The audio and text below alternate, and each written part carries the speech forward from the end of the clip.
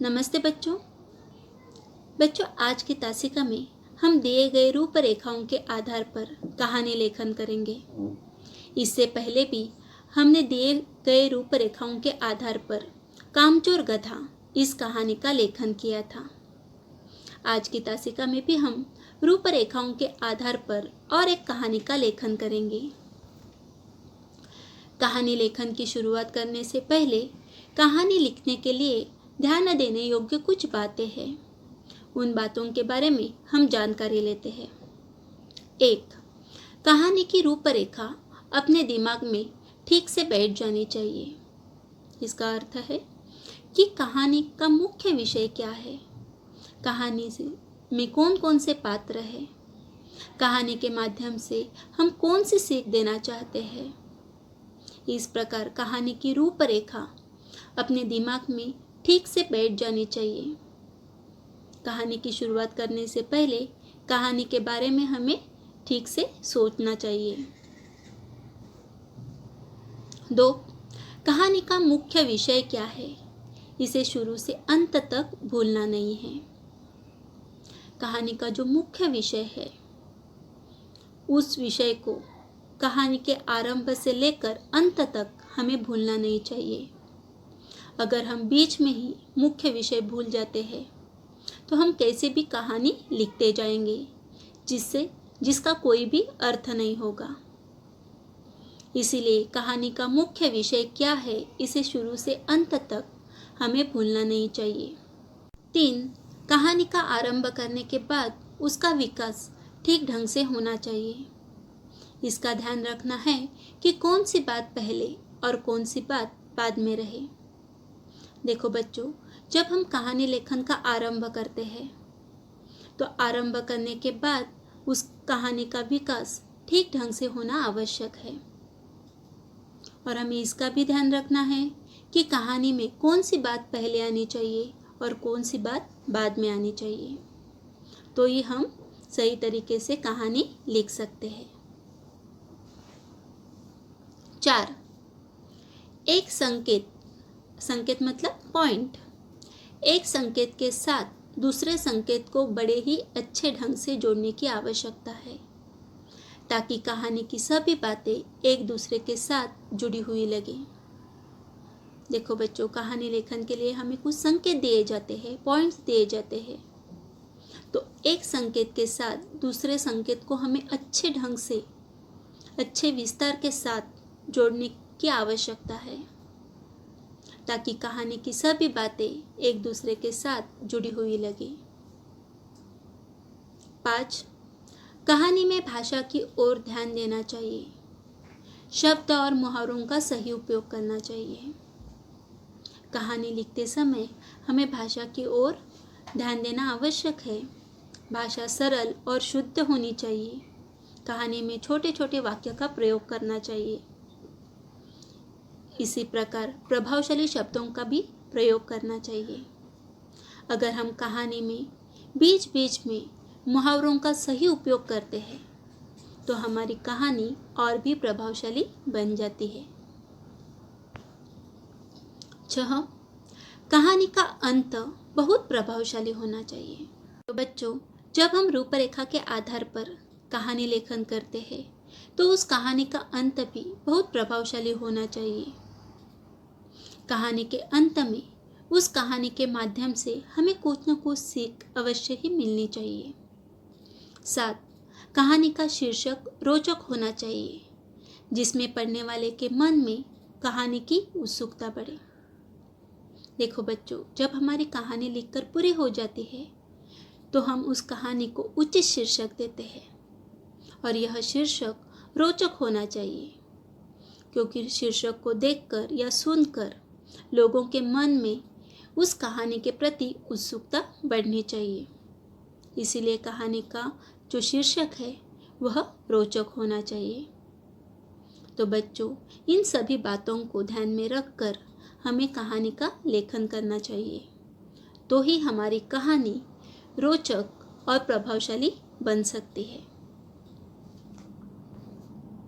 अभी बच्चों, आपके सामने और एक रूपरेखा दी गई है और इस रूपरेखा के आधार पर हमें कहानी लेखन करना है। तो चलो पहले मैं इस रूपरेखा को पढ़ती हूँ, आप भी ध्यान से सुनिए। एक टोपी वाला दूसरे गांव जाना, बीच में थक जाना, पेड़ के नीचे आराम से सोना, पेड़ पर कुछ बंदर नीचे जाना, एक एक करके टोपी उठाते जाना, टोपी वाले का जागना, अपनी टोपी सिर से उतारकर फेंक देना, बंदरों का अनुकरण करना। शिक्षा। फिर एक बार मैं इस रूपरेखा को पढ़ती हूँ। एक टोपी वाला दूसरे गांव जाना, बीच में थक जाना, पेड़ के नीचे आराम से सोना, पेड़ पर कुछ बंदर नीचे जाना, एक एक करके टोपी उठाते जाना, टोपी वाले का जागना, अपनी टोपी सिर से उतारकर फेंक देना, बंदरों का अनुकरण करना। शिक्षा। तो बच्चों, इस प्रकार आपको रूपरेखा दी गई है। अभी हमें इस कहानी का मुख्य विषय क्या है, इस कहानी में कौन कौन से पात्र है, इसके बारे में पहले सोचना है। और जो हमें संकेत दिए गए हैं, उस संकेत को एक के बाद एक हमें सही ढंग से जोड़ना है और हमें कहानी तैयार करनी है।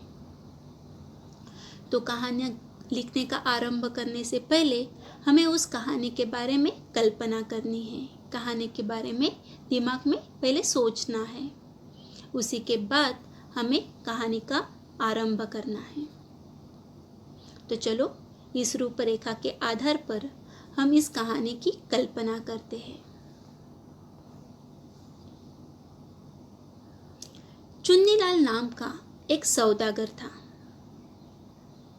वह हर दिन अलग अलग गांवों में जाकर अलग अलग रंग की टोपियां बेचकर अपना गुजारा करता था। हर दिन वह अपने पेटी में अलग अलग रंग की टोपियां भरकर बेचने के लिए घर से बाहर निकल पड़ता था। एक दिन चुन्नीलाल दोपहर के समय दूसरे गांव टोपियां बेचने के लिए जा रहा था, लेकिन ज़्यादा धूप होने के कारण उसे थकान महसूस होने लगी। उसने सोचा किसी पेड़ के नीचे थोड़ा आराम कर लूं, और इसीलिए वह एक पेड़ के नीचे बैठ गया। उसने अपने साथ खाने के लिए जो लाया था उसी में से उसने थोड़ा बहुत खा लिया। खाने के बाद उसे गहरी नींद आ गई और वह उसी पेड़ के नीचे सो गया। उसी पेड़ पर बहुत सारे बंदर थे। उन बंदरों ने चुन्नीलाल की जो पेटी थी उस पेटी को देख लिया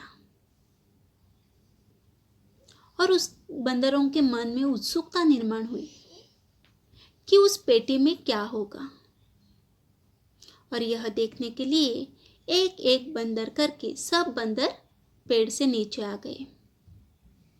उसमें से एक बंदर ने पेटी को खोल दिया। पेटी खोलने के बाद उसने देखा तो पेटी में बहुत सारी टोपियां हैं, अलग अलग रंग की। उन टोपियों को देखकर सभी बंदर बहुत खुश हो गए। सभी बंदरों ने एक एक टोपी उठाकर अपने सिर पर पहन ली और फिर उछलकर पेड़ पर जा बैठे। सभी बंदर बहुत खुश थे क्योंकि उन्हें अलग अलग रंग की टोपियां जो मिली थी। थोड़ी देर के बाद चुन्नीलाल नींद से जाग गया। जागने के बाद उसने देखा तो पेटी में टोपियां ही नहीं थी, सब टोपियां गायब थी। वह चिंतित हो गया। उसी समय उसे कुछ शोर सुनाई दिया। उसने ऊपर की ओर देखा तो पेड़ पर बहुत सारे बंदर टोपियां पहनकर मस्ती कर रहे थे। वह सोचने लगा, अरे अब क्या करें। उसके बाद चुन्नीलाल ने जमीन से पत्थर उठाकर बंदरों की ओर फेंकना शुरू किया। बंदरों ने भी पेड़ की शाखाएं तोड़कर चुन्नीलाल की ओर फेंकना शुरू किया। तभी चुन्नीलाल को एक उपाय सूझा। अरे, बंदर तो हमेशा नकल किया करते हैं। फिर उसने अपनी सिर की टोपी उतारकर गुस्से का अभिनय करते हुए पेटी में फेंक दी। यह देखकर सभी बंदरों को बड़ा मजा आया। सभी बंदरों ने भी अपनी सिर की टोपी उतारकर पेटी में फेंक दी और इस प्रकार चुन्नीलाल को अपनी सारी टोपियाँ वापस मिल गई। चुन्नीलाल ने यह टोपियाँ पेटी में भरकर वह वहाँ से निकल पड़ा। तो बच्चों, इस प्रकार दी गई रूपरेखाओं के आधार पर हमें कहानी लेखन करना है। तो बच्चों, इस कहानी के माध्यम से हमें क्या सीख मिलती है? इस कहानी के माध्यम से हमें सीख मिलती है कि संकट के समय हमें युक्ति से काम लेना है। और इस कहानी का उचित शीर्षक क्या है? तो इस कहानी का उचित शीर्षक है टोपी वाला और बंदर। तो बच्चों, अभी हमने इस कहानी के बारे में सोच लिया है, कल्पना की है। अभी इस कहानी का हमें लेखन करना है। तो कहानी का शीर्षक क्या है? टोपी वाला और बंदर। और हमें इस प्रकार कहानी का लेखन करना है। चुन्नीलाल नाम का एक सौदागर अलग अलग गांवों में जाकर टोपियां बेचकर अपना गुजारा करता था। वह चलते चलते थक गया था, इसलिए आराम करने के लिए पेड़ के नीचे सो गया। उसे गहरी नींद आ गई।